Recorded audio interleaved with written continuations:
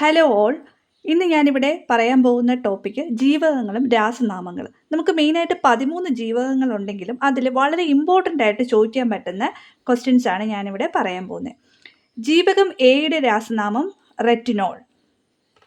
അതേപോലെ ജീവകം C അബ്സോർബിക് acid, ജീവകം കെ ഫില്ലോക്കിനോൺ, ജീവകം ഇ ടോക്കോഫെറോൾ, ജീവകം D calciferol. A B C D E K ഇത്രയാണ് മെയിനായിട്ട് വരുന്ന ജീവകങ്ങൾ.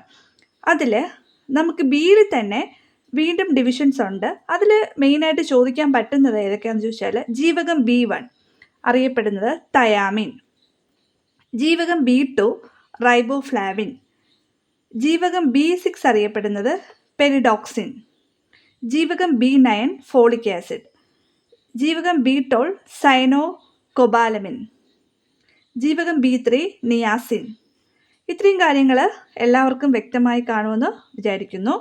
കണ്ണിൻ്റെ ആരോഗ്യത്തിന് വേണ്ടി ഏറ്റവും പ്രധാന ജീവകം ഏതാണെന്ന് ചോദിച്ചാൽ ജീവകം എ.